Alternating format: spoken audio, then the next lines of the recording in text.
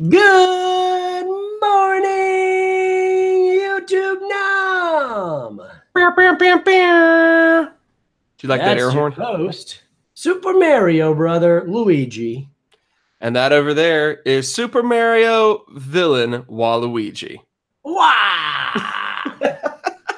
This is Super Squad D on a Friday morning. Whew. Getting a little pre-work live stream action here. Little unsure if we were going to make it or not, but we made it. We flippin' made it. Yes, we did. Miracle of sorts. I know. This is exciting. I don't even have the live chat pulled up here, so I'm going to have to try to do that to see if anyone joins us here. Okay. Well, while you're doing that, today we're going to be talking about a very near and dear topic to our hearts, one that we have poured countless hours of both research, thought, and love into. No, that's true. And that is the topic that we just came up with 3 seconds ago, which is, of course, video game featuring superheroes. Just one game. You got it. Singular video game featuring superheroes. Just the one video game. One video game, one hero. We're joined by new SSD mascot Radar O'Reilly. Look at that. I gotta put her back down. She's trying to sleep. Yeah, so in about, I think, a week from today. 1 week from today, the hype Spider-Man is going to explode. Yeah, Spider-Man for the PS4 comes out. I have it pre-ordered. Do you? I have it pre-ordered, of course. All the DLC costumes, the stuff that goes with it for the pre-order. So are we live streaming the crap out of that when it comes out? Oh, no doubt. Are we both taking next Friday off of work to live stream Spider-Man? Definitely not, because I have a huge work deadline in a week after that. But yeah, I got a lot of things going on. But I really would like to. It is exciting. This is one of the most hyped games of the year, to say the least. It's my most hyped game of the year for sure. Like, this is the game that I've been most excited about since I saw the trailer last year at E3.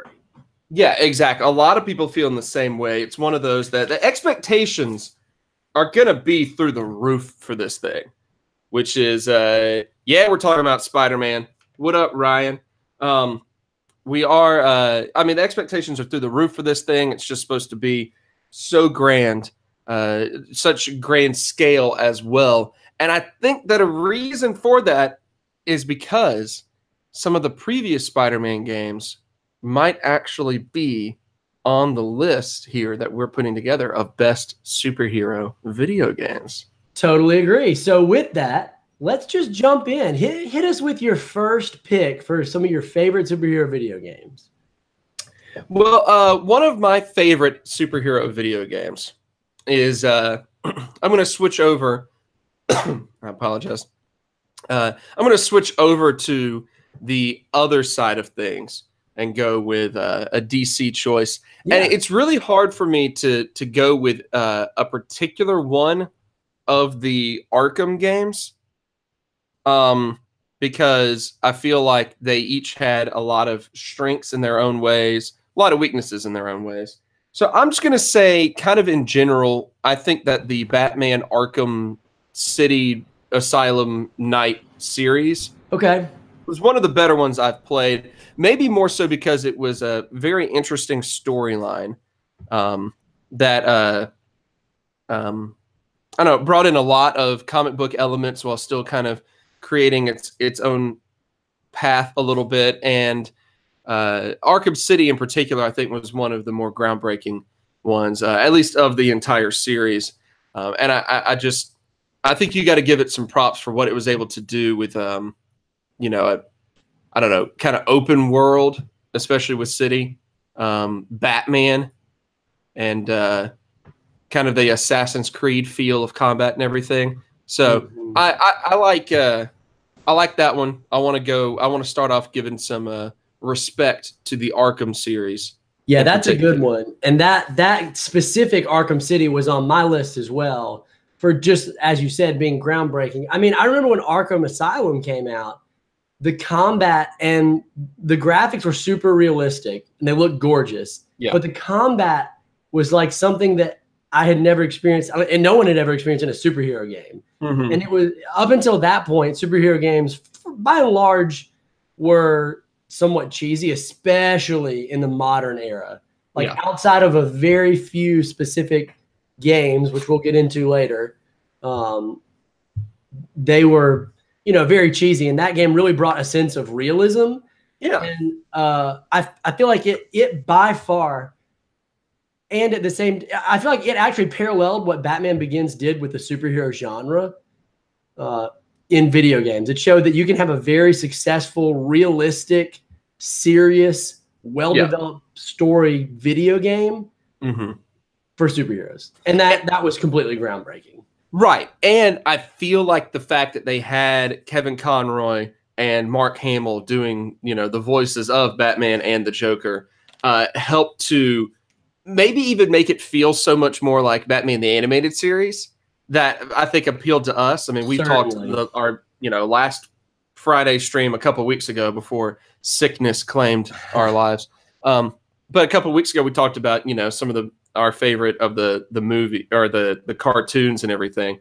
And obviously Batman the Animated Series is one of the most near and dear cartoon series in anyone's hearts if they like if they grew up in the 90s, but also if they just like superheroes. So yeah, no one can argue that Kevin Conroy isn't the best Batman, because he definitely is by far. Out of all the Batman actors and voice actors we've had, Kevin Conroy is Batman. Yeah, for sure. Ryan in the live chat was saying the same thing. It helped that they had Paul Dini write it.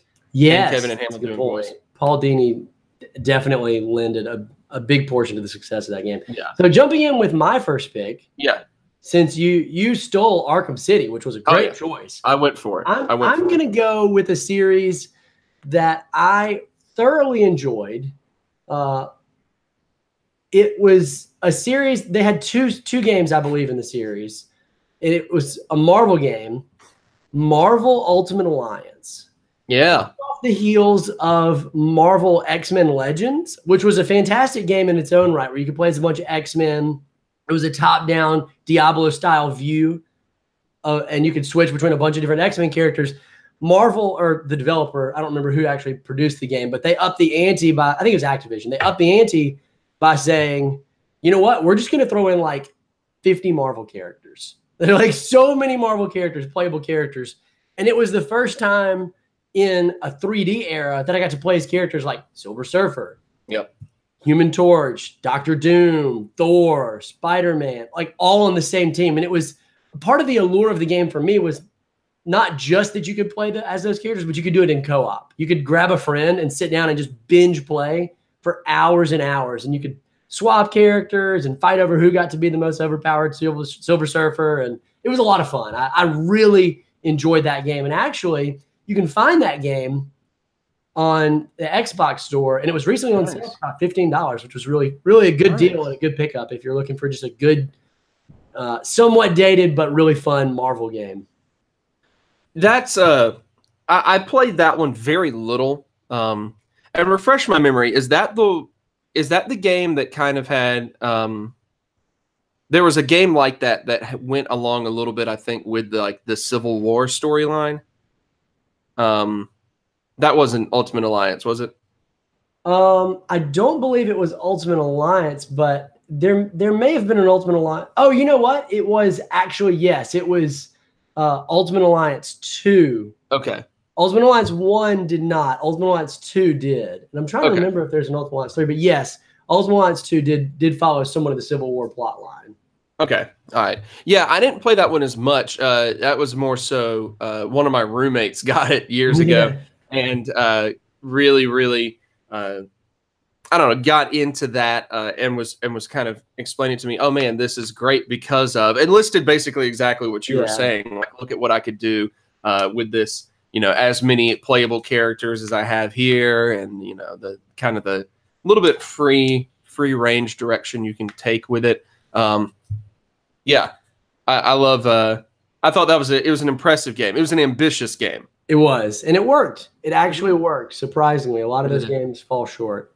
Is Elektra in the game? Ryan is curious. Elektra is most certainly in the game. Of course. I can't remember specifically, but I can't imagine why they would make a game without Elektra, given that Jennifer Garner is the best thing to ever happen to the Marvel Cinematic Universe. Yeah. Everyone agrees with you on that. No, there's not a single argument against that. It's literally impossible. So what about you? Hit us with another game, Joseph. Another one of what I think are one of the best superhero games. This is going to go, I mean, if you've watched any SSD videos, practically at all, you know that I'm a sucker for a couple of things. I'm a sucker for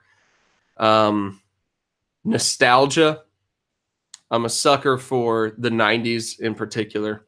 But, I mean, I think it's pretty clear as I'm wearing a Jurassic Park shirt and a throwback Chicago Bulls logo hat that I'm a sucker for anything kind of old nostalgia. I'm going to go with the X-Men arcade game. Ooh, good choice. It's I mean, deeply flawed as far as games go, as everything was when you were trying to make an arcade game back in the day, but incredibly influential, not just in, superhero video games, but it even kind of went along with and helped shape. I mean, because of the success of that game is one of the reasons why X-Men the Animated Series was so successful. They kind of piggybacked off of each other. But the X-Men arcade game, if you grew up in the 90s, was you went to your local pizza buffet, some sort of pizza party, whatever. Pizza Hut! Yeah.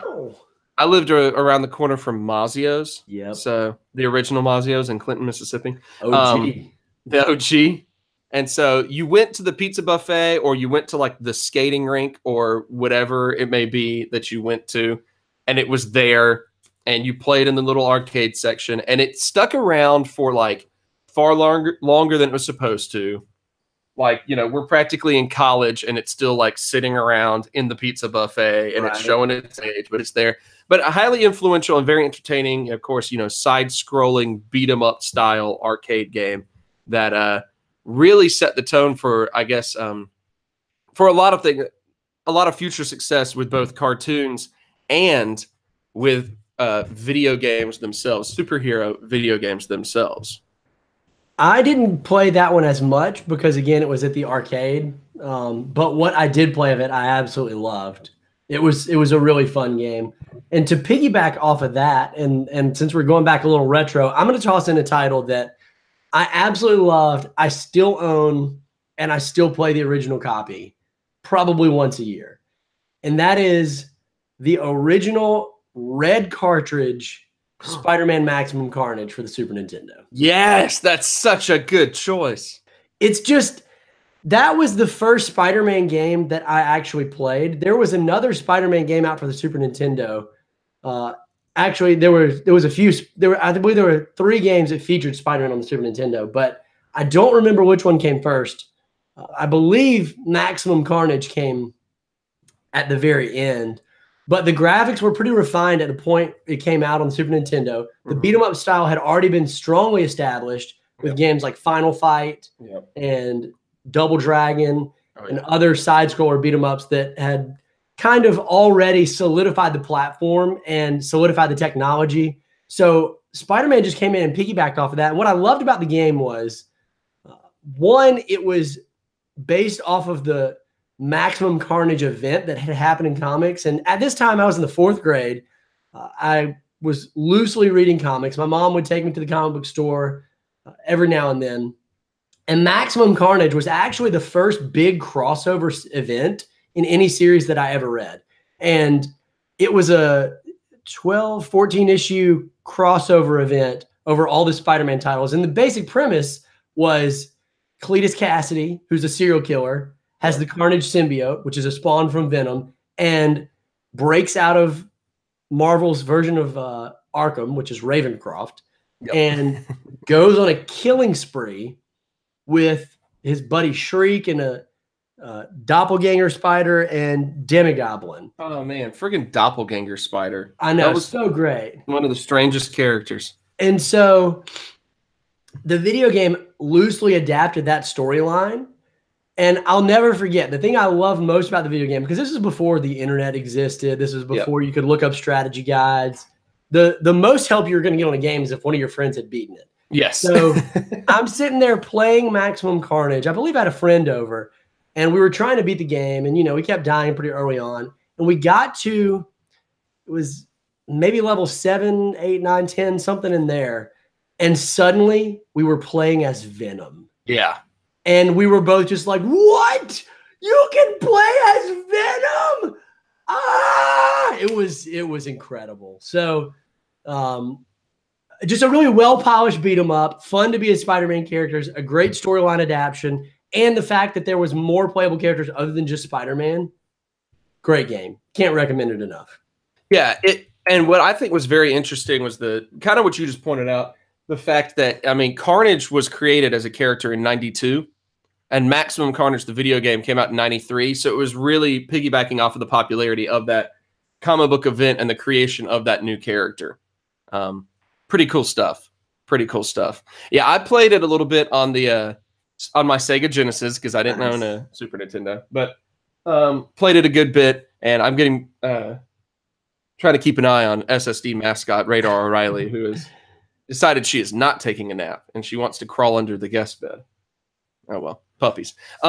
Maximum Carnage, solid game and an interesting game because it was very violent. It was. And when you think about the storyline, like, yikes. Yep. In the opening scene of the game, I'm pretty sure he, like, Cletus Cassidy murders a bunch of doctors. Yeah.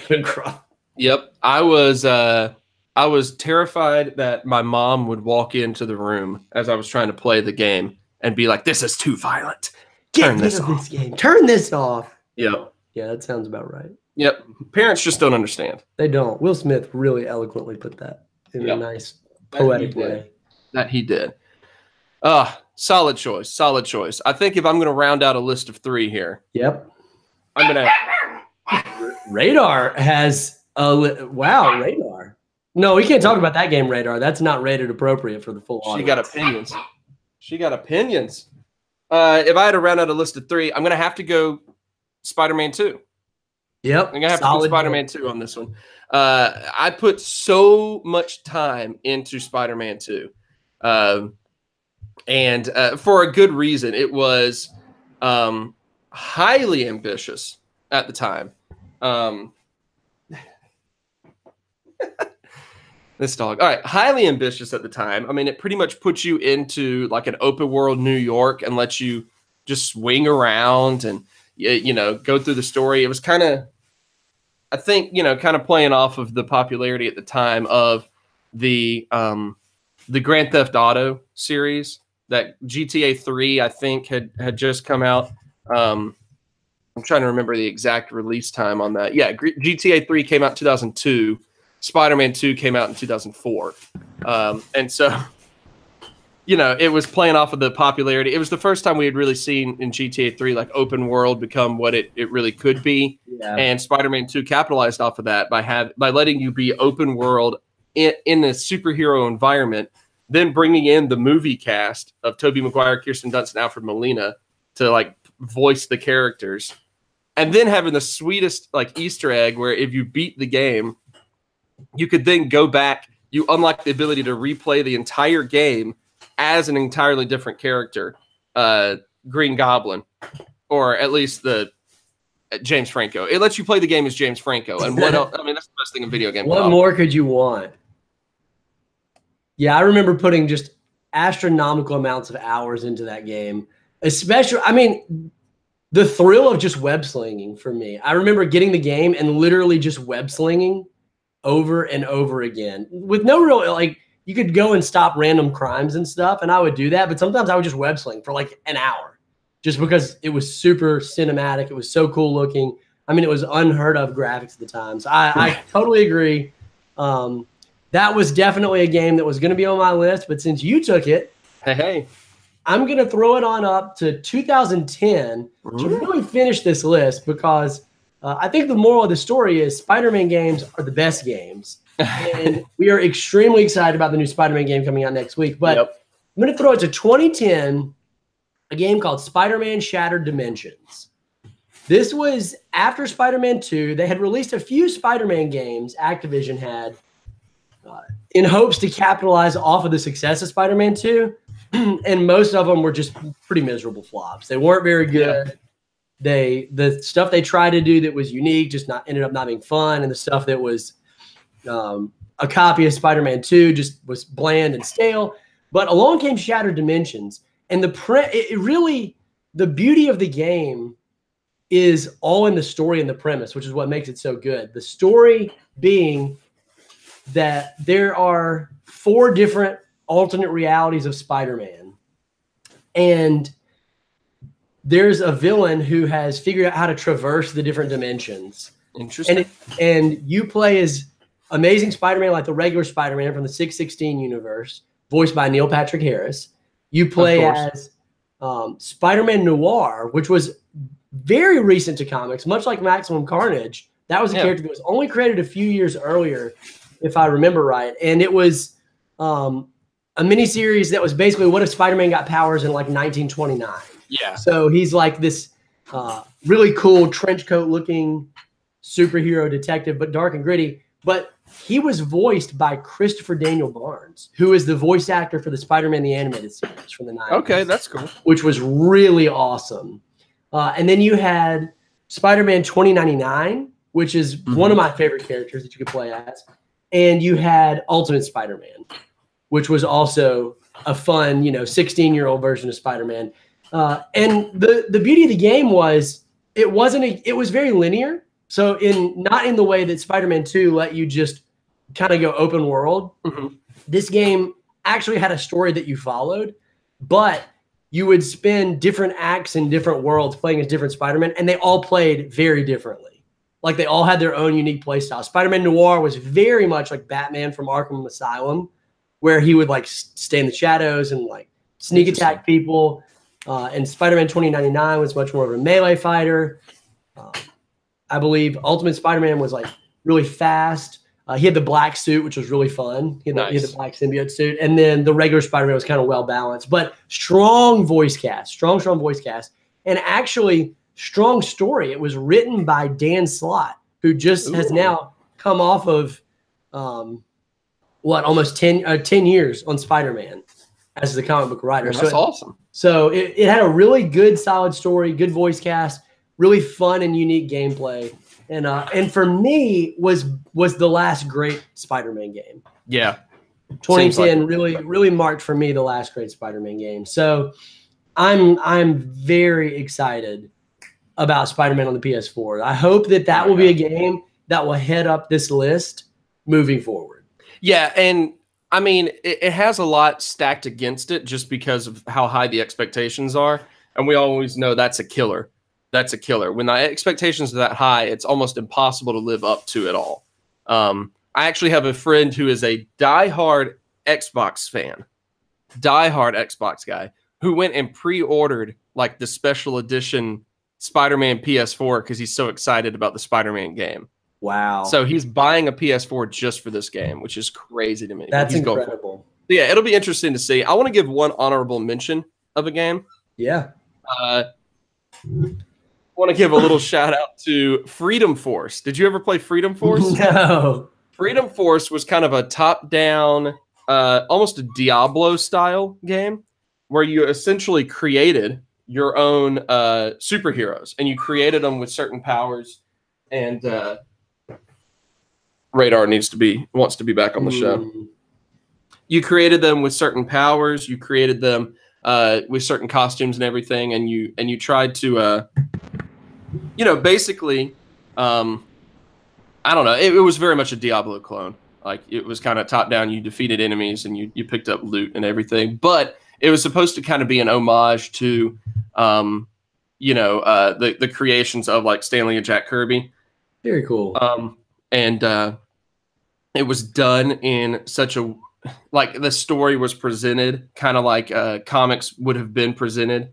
Back in the 40s and 50s, like panels and big sound effect, bang and pow and whap type of sound effects being displayed. So I want to give a quick shout out to that, to Freedom Force of being a unique superhero game. I'm going to toss out an honorable mention as well then. Sounds good. The Death and Return of Superman for the Super Nintendo, which was a side-scroller beat-em-up, came a year after Maximum Carnage. And again, capitalized on a lot of what made Maximum Carnage fun. Following the Death of Superman storyline from the comics, which was pretty recent, Superman, you begin as Superman, but pretty early on in level 2 or 3, he dies.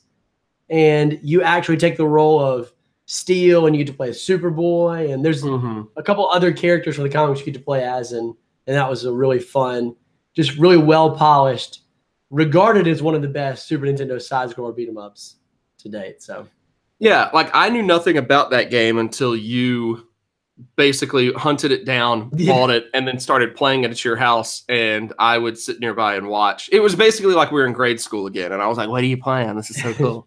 It felt great. It felt so good. I have no idea how we missed that growing up, the game, but it was a good one. And developed by Sunsoft and Blizzard Entertainment, which both have gone on to do big things.